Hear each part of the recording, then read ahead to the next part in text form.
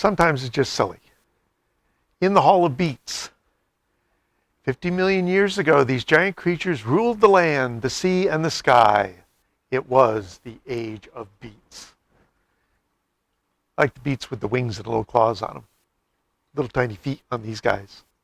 They're tiny hands. Do not touch.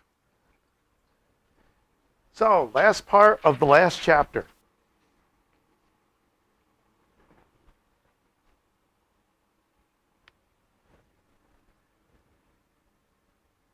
Chlorophyll inside a chloroplast. Reflects green, absorbs everything else. Green also comes through and out the bottom.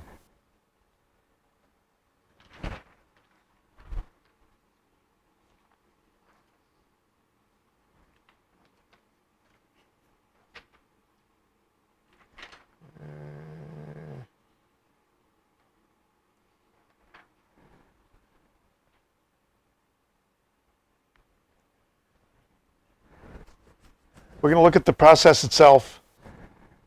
And they used to call the two parts the light reaction and the dark reaction. But it turns out, as soon as the light reaction gets cranked up, the other reaction starts too. It's just that it doesn't work off of the light. It works off of something the light reaction gives to it. So now we call it the light-dependent reaction and the light-independent reaction. And that's what we're going to lay down here. And there's more stuff on here than you really need to know.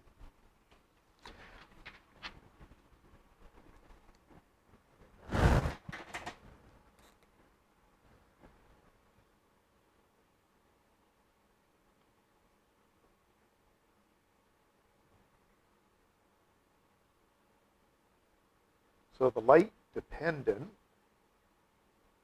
reaction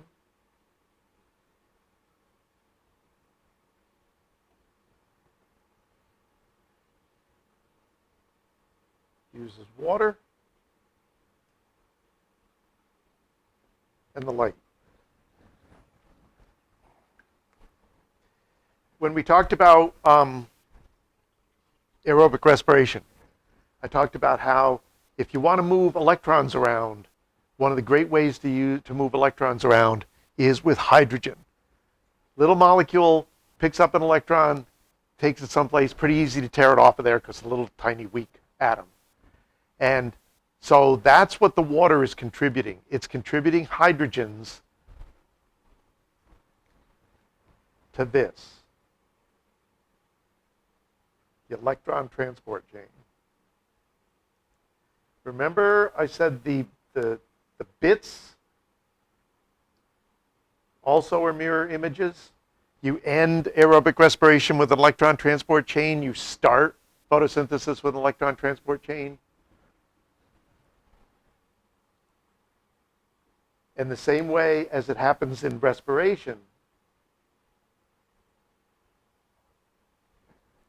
lots of ATPs. These electrons going through the membrane, cranking out lots and lots of ATPs.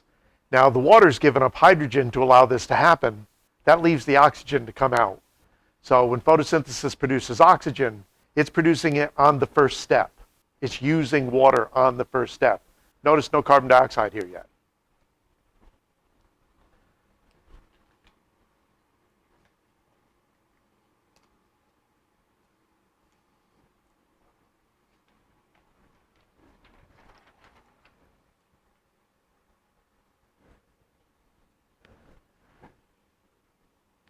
Just to give you some idea.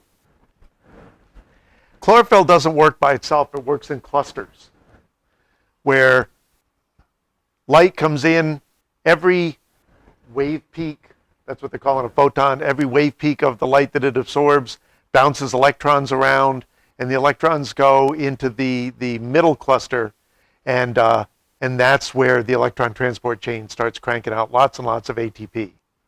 You don't really need to know that, but some people like to kind of understand this. This is embedded in the membranes inside these little stacks. The thylakoids, which I swear the person that I learned this from spelled backwards, because I almost always will write this thylakoids, because that's what's in my head. And yes, I am blaming them instead of me. Well, here's a big surprise. The next one is the light-independent reaction.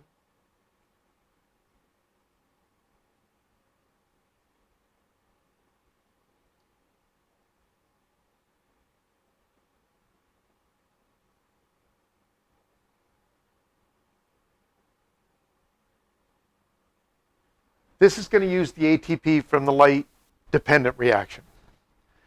So this cranks out a bunch of ATPs. This uses it. Say around here in the summertime.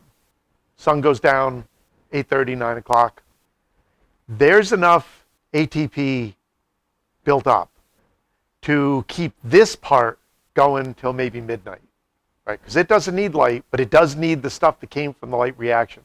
And over the course of a nice, long, sunny summer day, a lot of this stuff builds up to be used. But by the time you get to the middle of the night, they've all gone. They're shut down because the ATP's gone. Carbon dioxide's still around them, but and the carbon dioxide's got to get into the leaves. That gets a little tricky because when you open your pores to let carbon dioxide in, the water you've worked very hard to get up from the ground goes and it evaporates out. So most advanced plants have these open and closable pores. Open, get some carbon dioxide in. Wait, water's leaving, close it. So they open to let the carbon dioxide in, but they close them as much as possible to keep the water from evaporating out. In plants that live in really dry, hot areas, they get very tricky. They actually use a different form of photosynthesis that conserves water and can run off of carbon dioxide. They open their pores at night, get charged up with carbon dioxide, lose less water because it's night and it's cool. And then the summer, in the daytime, they crank and crank and crank and don't open their pores much at all. So what are we heading toward here? Glucose.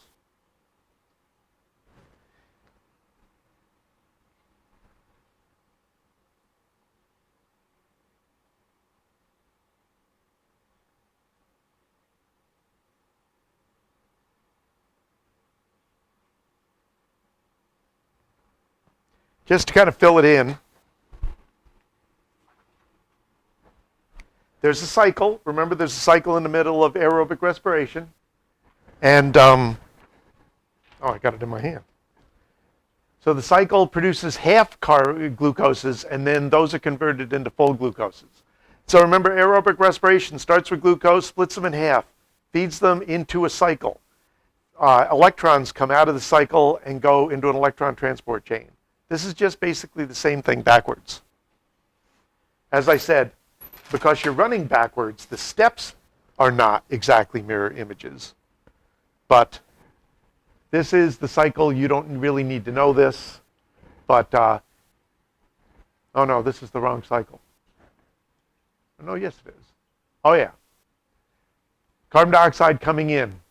It latches onto a molecule here, and then ATPs get used, and what comes out of here is a 3-carbon molecule that's then bound together to produce glucose and some other sugars as well. And this is complicated. When my majors do it, I simplify it for them. I remember when I first learned it in a plant physiology class, is that you needed to know all the molecules and everything. And I had a piece of art paper that I had the whole thing drawn out on. That, tell you the truth, I still didn't remember a lot of it. Okay, that is the end of all the lectures. Yay! And so this is all the material, that's going to be on the last exam. Sorry that I haven't seen you people since Thanksgiving. Although I'm probably going to recycle this for the spring, so that doesn't apply to the people in the spring. The people in the spring are getting a spring break after the end of the semester.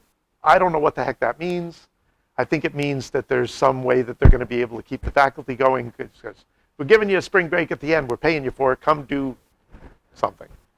But stay healthy.